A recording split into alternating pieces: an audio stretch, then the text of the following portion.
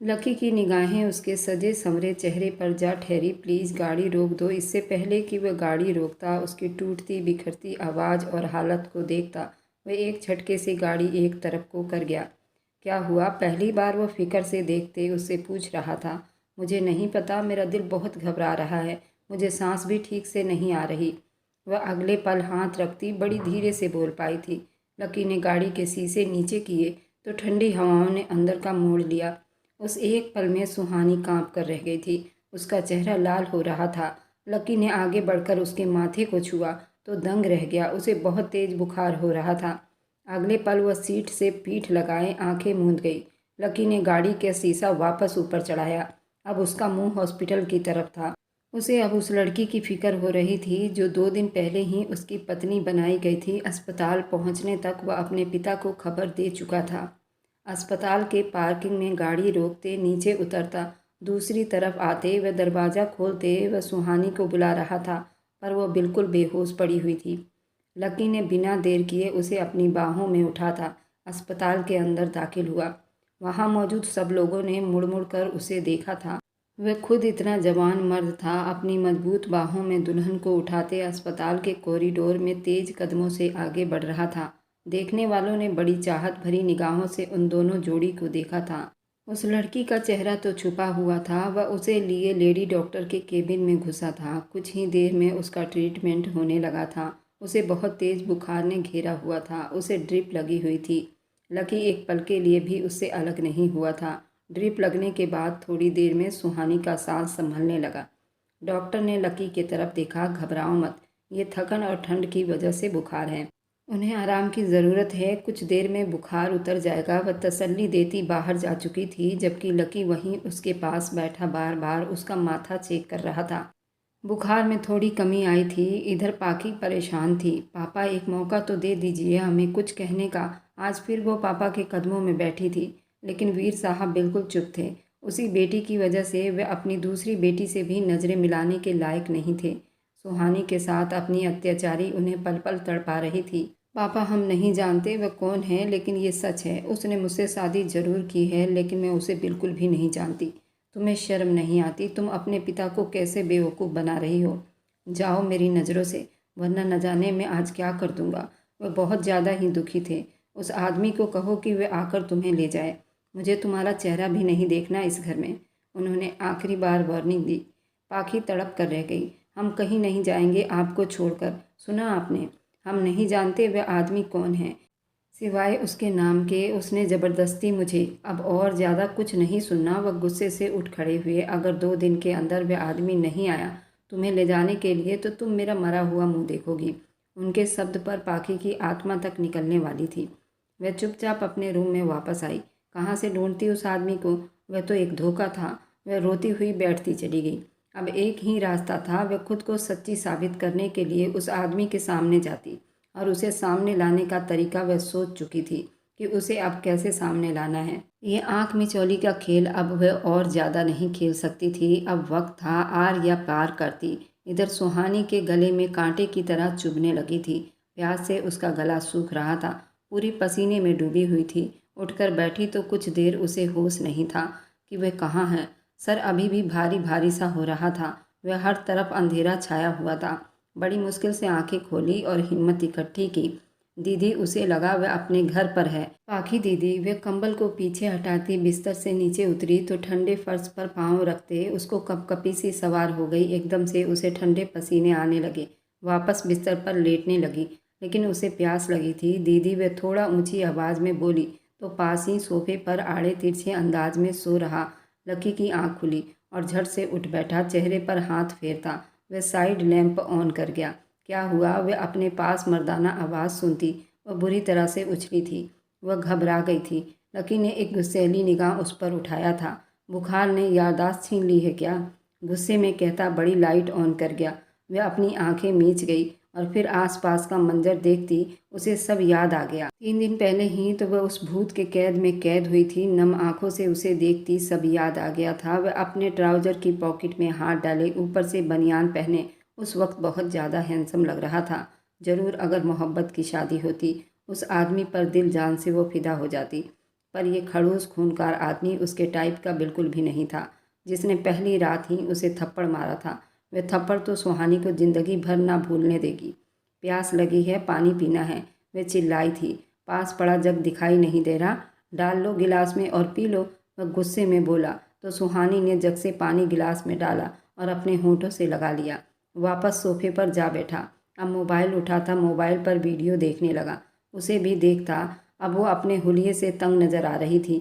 शायद उसे dress change करना था। वह गहरा सांस भरता अलमारी की तरफ बढ़ा और उसका हल्का फुल्का ड्रेस निकालते उसकी तरफ बढ़ाकर बोला, लो चेंज कर लो आपके सामने। वह अचानक उसके आवाज़ पर गुस्सा हुआ था। हाँ, यहीं खड़ा हूँ, तुम्हारा दीदार करने के लिए तरसा हूँ, तुम्हारे खूबसूरत जिस्म को देखने के लिए। डफर लड़की, उसे दांत कपकपाते कहता, लाइट ऑफ करता। गैलरी का दरवाज़ा बाहर खोल गया, बाहर निकल गया। वह उस बड़बड़ाती बुरा भला कहती, खुद बड़ी मुश्किल से वहीं अपना ड्रेस चेंज करने लगी, लेकिन उसे बैक ब्लाउज का हुक न लगा।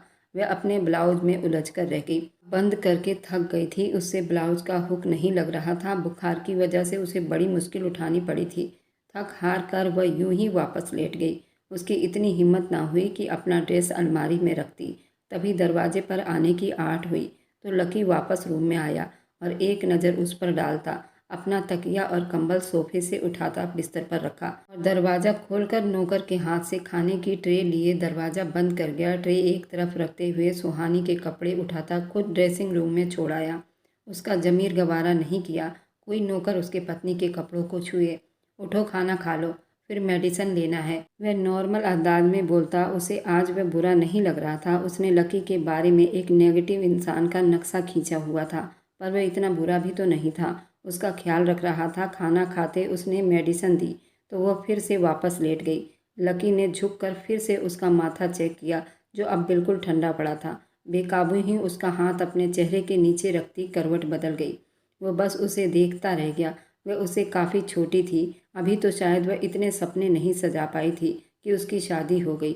शायद वह लक्ष्य को बहुत पसंद करती थी, पर अचानक से दिमाग में बात आई तो उसके दिल पर चोट लगी। घूर कर बिना पलक झपकाए उसे देखा और वहीं उसके पास ही टिक गया। ये एक एहसास जागा था कि मैं तो उसका पति हूँ, वह उसकी थी, वह उससे शादी कर चुका था, तो वह किसी और को सोचता भी कैसे। वह चाहना तो बहुत दूर की बात थी। वह उसके करीब होकर बेड से टेक लगा गया, उसे देखता जा रहा था, जो अब ठंड से कांपते उसके साथ चिपक रही थी। उसके यूं बार बार चिपकने पर लकी के दिल की हालत अजीब होने लगी थी। वह और ज़्यादा उसके पास नहीं लेट सकता था। उसने अपना हाथ छुड़ाना चाहा तो सुहानी ने और ज़्यादा अपने आप को उसके साथ चिपका लिया। उसकी नरम मुलायम धड़कनों को महसूस करते उसके दिल की धड़कन बड़ी तेज बढ़ी थी। तो वहीं वह सुन हुआ था जब उसके आसपास बाहें फैलाती पूरी खुद को उसके सीने में छुप गई। लकी ने गहरा सांस भरकर अपनी आंखें मींच ली। लकी खुद को उसके पकड़ से आज़ाद नहीं कर पा रहा था। उसकी नरम नरम सांसों की गर्माहट अपनी गर्दन के आसपास महसूस कर रहा था। जरा सा वह कसमसाया, पीछे हटने लगा। वह अपने होठों को उसके गर्दन के साथ जोड़ गई। लकी के गले की गिल्टी उभर कर बाहर हुई। उसकी बर्दाश्त से अब सब बाहर हो रहा था। झुकते उसके बाहों को पीछे करता वह तकिए पर टिका गया। वह नींद में करा रही थी। वह पीछे हटने लगा। उसके ठंडे पांव लकी के पांव के साथ टच हुआ तो वह फिर से रुक गया। दिल के हाथों मजबूर होकर झुककर उसके माथे को छुआ कि एक बार वह फिर से उसके साथ लिपट गई। वह नींद में थी। लकी समझ नहीं पाया वह उसकी पत्नी थी। उसको इस वक्त बाहों की गर्माहट चाहिए थी। खुद को यही महसूस करवाता। धीरे से अपनी बनियान को उतारता, एक तरफ रखता, उसका सर अपने सीने में रखे उसे अपनी बाहों के कैद में कर लिया। उसका ठंडा जिस्म लकी के तपते जिस्म के साथ जुड़ गया था। आंखें मूंदे धीरे से उसके खुले ब्लाउज को साइड हटाता, उसके साड़ी को बाहर रखता, पेटीकोट को नीचे सरकाता चला गया। दिल उसका 120 की रफ्तार से धड़क रहा था, लेकिन उसके ज़रूरत को समझता, उसके नज़दीक हुआ था। वह खुद को बार बार यही महसूस करवाता, उस पर कब्जा किए जा रहा था। उसका सर तकिए पर धरे वह उसे हर पर्दे से आज़ाद करता, उसकी सांसों पर कब्जा कर गया।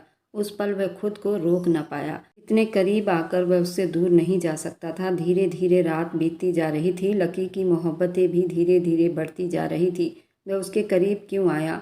वह अब सब कुछ भूल गया था। याद था तो सिर्फ इतना, वह उसकी धर्मपत्नी थी और लकी उस पर अपना पूरा अधिकार रखता था और अपना पूरा अधिकार उससे ले चुका था। वह बेहोशी में भी सिसक उठी थी। इधर पाकी उस वक्त गाड़ी को एक पहाड़ी पर रोके हुए थी। उसके हाथ स्टीयरिंग पर थे। दिल था कि कांपे जा रहा था। वह बहुत बड़ा कदम उठाने जा रही थी। नहीं जानती थी ये कदम काम करेगा या नहीं, लेकिन उसे अब यह आदमी सामने चाहिए था। उसे सबके सामने लाना था, क्योंकि वह उसके किरदार पर कीचड़ उछाल चुका था। जोर से स्टीयरिंग पर हाथ मारते हुए गाड़ी को वापस स्टार्ट कर गई। अब उसका मुंह पहाड़ी की तरफ था। गाड़ी को वो पहाड़ी से गिराने वाली थी। वह अपनी जान को दांव पर लगा रही थी, उस विश्वास के साथ कि वह धोखा छलावा जो भी है, अगर वह सच में हुआ तो ज़रूर सामने आएगा और कम से कम शादी करके उसे इतनी आसानी से तो मरने नहीं देगा, क्योंकि इस शादी के पीछे उसका कोई ना कोई मकसद तो ज़रूर छुपा होगा। वह गाड़ी की स्पीड बढ़ा चुकी थी कि अचानक एक ब्लैक गाड़ी उसके रास्ते में रुकी और उसे भी साथ लिए आगे बढ़ती जा रही थी। पाखी ने गाड़ी को झटके से ब्रेक लगाई। एक पल को वह अपनी जगह पर बुरी तरह से उछली। उसका सर स्टीयरिंग पर जा लगा। खाई के आगे जाते जाते उसकी गाड़ी रुक चुकी थी। दूसरी गाड़ी में बैठा आदमी ब्लैक कोट पैंट में था। हाँ, ये वही था योगेश। वह आ गया था सामने। फाइनली पाखी ने उसे बिल से निकाल ही लिया था। झटके से गाड़ी का दरवाज़ा खोलते हुए आदमी बाहर निकलता उसके तरफ आ रहा था। एक पल को पाखी का दिल कांप उठा था। उस आदमी के खूबसूरत चेहरे पर बेहद गुस्सा था, जैसे वह आज पाखी को ख़त्म कर देगा या खुद को। उसकी गाड़ी का दरवाज़ा खोलता, उसे झटके से बाहर निकालता, गाड़ी के साथ जोर से दबा गया। बिल्कुल पागल हो गई हो, जानती हो अभी क्या हो सकता था। वह उस पर दबाव डालता चला गया, जबकि वह बराबर एक टक उसके चेहरे को देखती जा रही थी। कौन हो तुम? वह धीरे से बोली तो अब वह पत्थर का हुआ। हमने पूछा कौन हो तुम? वह उसका गिरेबान जकड़ चुकी थी। अगले पल योगेश ने उसकी कमर में हाथ डाले, उसे जोर से अपने सीने में दबा लिया। पाखी पूरी की पूरी कांप उठी थी। आपके लिए मेरी एक ही पहचान काफ़ी है कि मैं आपका पति हूँ। नहीं नहीं, मैं नहीं मानती इस शादी को जिसमें कोई भी मेरे घर का शामिल नहीं था। हमारी शादी झूठी है। मेरे पिता मुझ पर विश्वास नहीं कर रहे।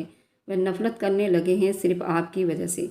वह वापस उसे अपना सब दुख सुनाने लगी थी, लेकिन आंसू बराबर बह रहे थे। कौन से जन्म का बदला लिया है आपने मुझसे? ऐसी ज़िंदगी से मौत अच्छी। हटो मेरे रास्ते से, मुझे जिंदा नहीं रहना, मर जाना चाहिए मुझे। उसे पीछे धक्का दिया था, लेकिन वह उसे अपनी जगह से एक इंच ना हिला सकी।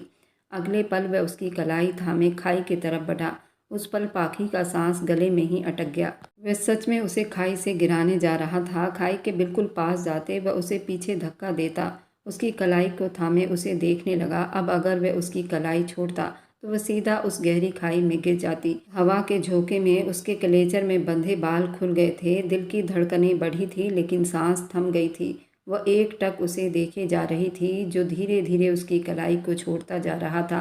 पाखी बिल्कुल चुप थी और उंगलियां छूटने लगी तो वह अपनी आंखें मीच गई, जैसे खुद को भी बचाना चाहती थी। अगले पल वह झटके से उसे अपनी तरफ खींचता सीने से लगा लिया था। दोनों की सांस गहरी हुई, दोनों की धड़कनें एक ही तालमेल में धड़क रही थी।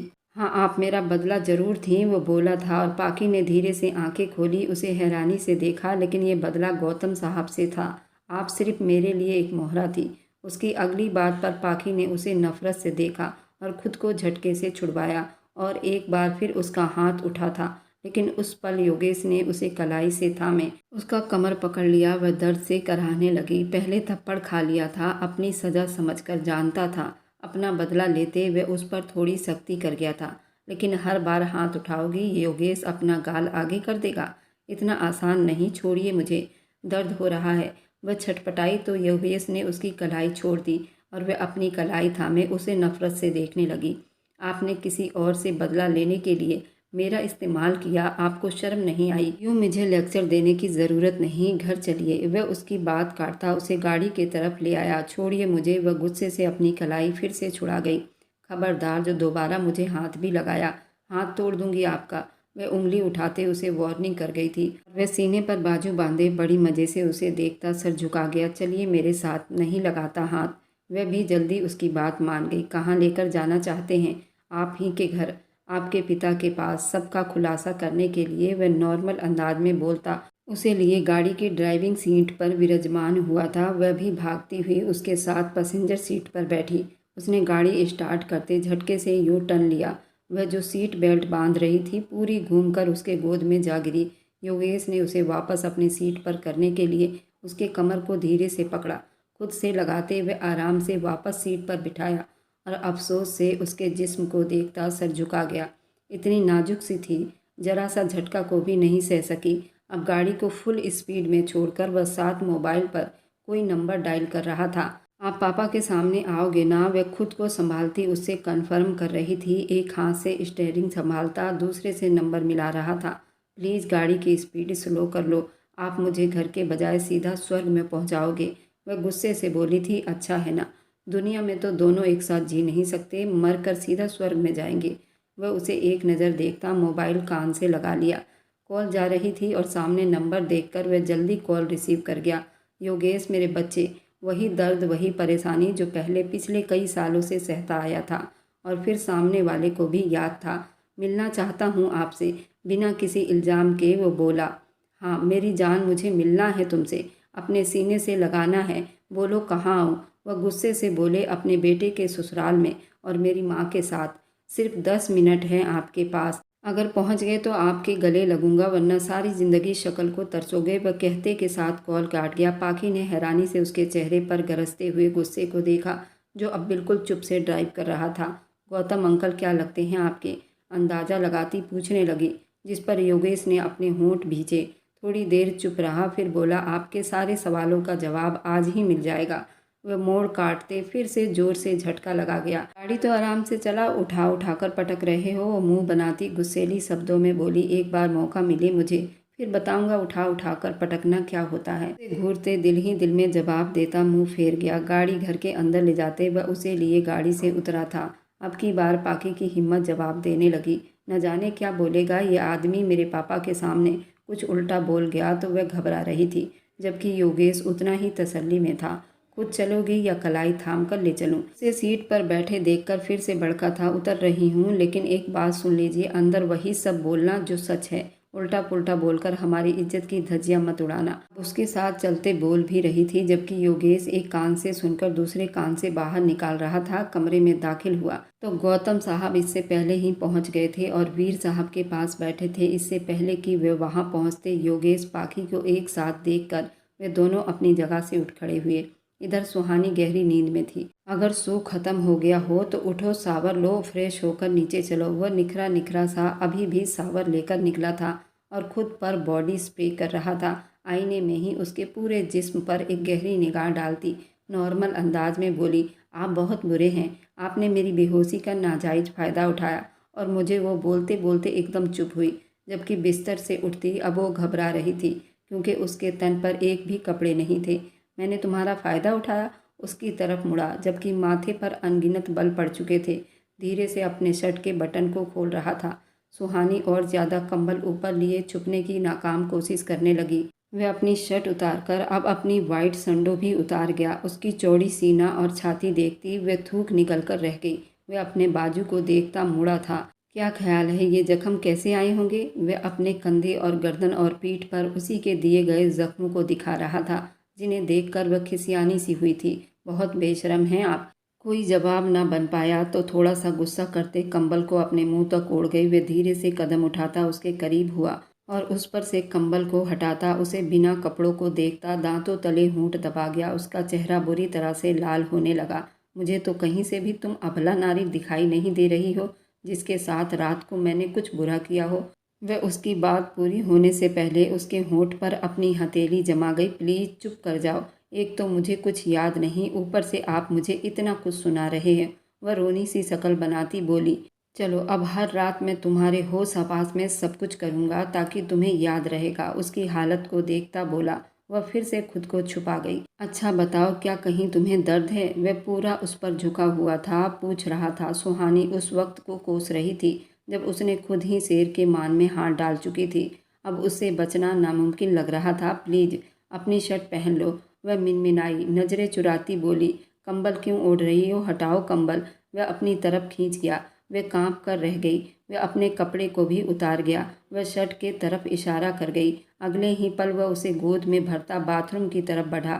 सिर्फ 10 मिनट है तुम्हारे पास, जल्दी से सावर लेकर निकलो, मुझे देर हो रही है, ज़रूरी मीटिंग है। उसकी बात पूरी होने से पहले वह दरवाज़ा बंद कर गई। सावर लेकर वह 15 मिनट बाद तौलिया पहने बाथरूम से निकली थी। उसे लगा कि वह जा चुका होगा, वह तो उसके इंतज़ार में वहीं बैठा था। उन्हीं कदमों से तेज़ी से वापस पलटी थी कि लकी ने एक ही झटके से उसे बिना तौलिए का करके अपनी बाहों में छुपा लिया। अब किससे छुपा रही हो? अब कुछ भी छुपा हुआ नहीं है, सब बेपर्दा हो चुका है। इसलिए अब ये फालतू के कोशिश छोड़ दो। वह उसके कान के लौ को चूम गया, धीरे से उसके गाल को काट गया। वह एकदम तड़प उठी थी। अगर ऐसे ही सिसकियां भरती रही तो मॉर्निंग रोमांस करने का दिल मचलने लगेगा। फिलहाल यू आर सो ब्यूटीफुल उसे अपने सामने किए उसकी तारीफ कर रहा था, जो शायद उसकी पत्नी होने के नाते ये उसका अधिकार भी था। उसकी बात पर व उसके देखने पर सुहानी बहुत शर्माई थी और उसकी आंखों के आगे हाथ रख दिया था, जबकि चेहरे पर एक धीमी मुस्कान ने छुआ था। कौन सा लक्ष्य, कौन सा ज़बरदस्ती की शादी। याद था तो बस इतना, सामने खड़ा आदमी वह पूरा उसका हो गया था। वह दिल ही दिल में खुश तो थी, लेकिन फ़िलहाल वह स्वीकार करने में चोरी कर रही थी। चलो चेंज करो, फिर नीचे चलते हैं। वह आगे बढ़कर उसके माथे पर अपना होंठ रखता उसे अपना दीवाना कर लिया था। सुकून की लहर उसके पूरे जिस्म में दौड़ गई थी। दोनों तैयार होते बाहर नाश्ते के लिए आए तो गौतम साहब कहीं दिखाई न दिए। आंटी भी जा चुकी थी, अब बिल्कुल चुप्पी थी। नौकर से पापा का पूछा, उसने भी बताया कि हमें नहीं पता। नाश्ता करते उसने अपने पिता को कॉल मिलाई। बेल जा रही थी लेकिन कॉल रिसीव ना हो सकी। वह थोड़ा शक में हुआ था। ऐसा कभी हुआ ही नहीं था कि घर में आंटी भी नहीं और कोई नौकरानी भी नहीं थी। सब मेल नौकर थे। सब सोचते हुए उसने सुहानी की तरफ देखा, जो नाश्ता करते करते कहीं सोच में खोई हुई थी। सुहानी उसके बुलाने पर वह एकदम चौंकी। नाश्ता फिनिश करो, फिर ऑफिस चलना है मेरे साथ। वह पीछे होता धीरे से बोला, ऑफिस? लेकिन क्यों? वह एकदम उलझ गई। वह अब किस हैसियत से वहाँ जाएगी? कोई भी तो नहीं जानता था कि उसकी शादी लकी से हो गई है। क्यों, कोई प्रॉब्लम है? नहीं, वो मेरी तबीयत। वह बहाना करने लगी। वह अब ठीक है, जल्दी करो, शाबाश। वह ऑर्डर देते उठ गया। सुहानी गहरी सांस भरकर रह गई। इधर पाकी बहुत परेशान थी। ये सब क्या हो रहा है? वीर साहब ने गौतम साहब की तरफ देखते पूछा, जो योगेश को गले लगाए हुए थे। उनकी आंखों में ढेरों आंसू थे। ये मेरा बड़ा बेटा है वीर। उनके शब्द पर तो पाखी बिल्कुल गूंगी रह गई। एक पल को उसके कदम लड़खड़ा गए और पास पड़ी टेबल का सहारा लिया। मैं कुछ समझी नहीं। वीर साहब के माथे पर अनगिनत बल पड़े। वो मेरी प्रेमिका का बेटा है। हाँ, मैंने उससे शादी नहीं की, मोहब्बत किया था और घर वालों से और दुनिया वालों से डर गया था। हाँ, ये मेरी ही औलाद है, मेरा खून है, गर्व से बोले तो वीर साहब ने एक गहरी सांस भरते बेटी की तरफ देखा। वह उस आदमी के साथ क्या कर रही थी? ऐसे मत देखो अंकल जी। योगेश ने उसकी सवालिया नज़रों को भांप लिया और उनके तरफ बढ़ा। आपकी बेटी से शादी मैंने ही की थी। अचानक ही योगेश ने वीर साहब और गौतम दोनों पर बम फोड़ा। उनकी मर्जी के खिलाफ उसकी अगली बात पर वीर साहब का हाथ उठा था, लेकिन हवा में ही रह गया था। वे चाह कर भी उसको मना न कर सके। पाखी ने अपने मुंह पर हाथ रखा, अपनी आवाज़ को गले में ही दबाया। ये क्या कह रहे हो तुम योगेश? अच्छा तो वह तुम थे? वीर साहब ने उसका मुंह अपनी तरफ मोड़ते हैरानी और आश्चर्य से देखा। वो मैं ही था। उसने गहरा सांस भरते हाँ में सिर हिलाया। किया ये सब? वह दुखी अंदाज में बोले। उस एक सवाल का जवाब तो पाखी को भी चाहिए था। ये आप पूछ रहे हैं? वह अपनी पैंट के पॉकेट में हाथ डालता अब की बार गुस्से में बोला, जैसे उन्हें अब आईना दिखाने का वक्त आ गया हो। कुछ पल चुप्पी की नज़र हो गई। वीर साहब कड़ी से कड़ी मिलाने लगे। वे पल जिस दिन उन्होंने लकी का रिश्ता तय किया था, तब योगेश की बातें उनके दिमाग में चलने लगी थी। वह अपने बेटे लकी की शादी में इस तरह बिजी थे कि वह योगेश की किसी बात को सीरियसली नहीं लिया। पर अब उन्हें सब समझ में आ रहा था। मतलब ये शादी वीर साहब की इज्जत पर वार करने के लिए किया गया था, उन्हें नीचा दिखाने के लिए, उनको सबके सामने बेइज्जत करने के लिए। वह बदला लेना चाहता था। वह अपने पिता गौतम साहब को सबके सामने जलील करना चाहता था। जैसे उसकी माँ पूरी जिंदगी बिना शादी के उनके घर में नौकर की तरह रह रही थी। कभी उसकी माँ ने अपनी जुबान से कुछ न बोला, लेकिन योगेश सब समझता था। योगेश को पढ़ने के लिए उसके पिता ने बाहर भेज दिया था। जब योगेश ने सुना कि लकी की शादी कर रहे हैं, तब उसे बहुत गुस्सा आया था। वह चाहता था कि पहले उसकी माँ को वह स्वीकार करें और दुनिया के सामने बताएं कि योगेश भी उनका बेटा ही है। यही आग वह दिल में लिए ये सब कुछ कर गया था, जबकि वे दोनों बाप बेटी बुत बने खड़े रह गए। वह निहारिका का बेटा था। निहारिका से उन्होंने प्यार किया था और निहारिका प्रेग्नेंट हो गई थी। गौतम साहब बहुत अमीर आदमी थे। निहारिका बहुत ही गरीब घर की थी। उन्होंने अपने प्यार के बारे में अपने पिता को भी ना बताया और अपने पिता की पसंद की हुई लड़की से शादी कर ली। और गौतम यहाँ दिल्ली में शिफ्ट हो गए थे। उन्होंने गांव जाना ही छोड़ दिया। गांव की सारी ज़मीन उनके बड़े भाई देखा करते थे और जब गौतम ने निहारिका को छोड़ दिया, ना ही उससे कोई कांटेक्ट किया, ना ही कोई बातचीत की। निहारिका ने अपने माता पिता की इज्जत बचाने के लिए उनके पसंद के लड़के से ही शादी कर ली। लेकिन निहारिका की किस्मत बहुत बुरी थी। 1 साल के बाद पता चला निहारिका के पति को कैंसर है। शादी के 2 साल के बाद निहारिका का पति इस दुनिया से जा चुका था। निहारिका के पति को ये नहीं मालूम था ये बेटा उसका ही है। ये बात उसके दिल में ही रह गई और निहारिका विधवा हो गई थी। जब गौतम 20 साल के बाद लखनऊ आए थे, जब गौतम के बड़े भाई का देहांत हो गया था, जब निहारिका उनको मिली थी, तब निहारिका ने अपनी कहानी बताई तो निहारिका को लेकर यहाँ आ गए थे, क्योंकि गौतम की पत्नी भी इस दुनिया से जा चुकी थी और गौतम साहब ने ये बात लकी से छुपा ली थी। लेकिन योगेश को ये बात पता चल गया था। गौतम उसके पिता हैं, तभी वह उनसे बदला लेने के लिए ये सब कर गुजरा था। वह चाहता था कि गौतम उसकी माँ को अपना ले और अपने बेटे को भी अपना ले, लेकिन वह दुनिया से छुपाकर इन दोनों को रखे हुए थे। वे अपने और निहारिका के रिश्ते को कभी दुनिया वालों के सामने नहीं करना चाहते थे। उसने एक दिन गौतम और निहारिका को आपस में बात करते सुना था, तब से ही उसके दिल में ये आग उठी थी और ये बदला लेने के लिए वो ये सब कर गया था। उधर लकी सुहानी को ऑफिस में ले जाकर सबसे मिलवा चुका था। ये मेरी धर्मपत्नी है, मेरी और सुहाना की शादी हुई है, आज से इस फैक्ट्री की मालकिन भी है। लक्ष्य के दिल पर जैसे आग का गोला बरसा था, लेकिन वह कुछ बोल नहीं पाया था। आखिर वह क्या बोलता, क्योंकि वह उसके मालिक की पत्नी थी। वह एक मिडिल क्लास घर से था, वह इन लोगों से पंगा नहीं ले सकता था। वह चुप हो गया। अपने प्यार को अपने हाथों से जाता देख उसने लकी का ऑफिस भी छोड़ दिया था। ये थी लकी और सुहानी की प्रेम कहानी और पाखी और योगेश की प्रेम कहानी। आपको कैसी लगी मुझे कमेंट में ज़रूर बताइए और मेरी वीडियो आप लोग जहाँ कहीं से भी देखते हैं कमेंट में अपने शहर और राज्य का नाम ज़रूर बताएं। मुझे आप लोगों के कमेंट पढ़ने में बहुत आनंद आता है और उन सभी का मैं बहुत बहुत धन्यवाद करना चाहती हूँ जो लोग मेरी वीडियो को देखते हैं, लाइक करते हैं और शेयर करते हैं। अगर आपको आज की कहानी पसंद आई है तो वीडियो को ज़रूर लाइक कीजिएगा और अपने दोस्तों के साथ शेयर भी कीजिएगा। और हाँ, अगर आपने अभी तक हमारे चैनल को सब्सक्राइब नहीं किया है तो ज़रूर सब्सक्राइब कर लीजिए। मिलते हैं हम अपनी कल की एक और नई दिलचस्प कहानी के साथ। मुझ पर सदा अपना प्यार और स्नेह बनाए रखें। सभी को मेरा प्यार भरा नमस्कार दोस्तों। खुश रहें, स्वस्थ रहें, मस्त रहें।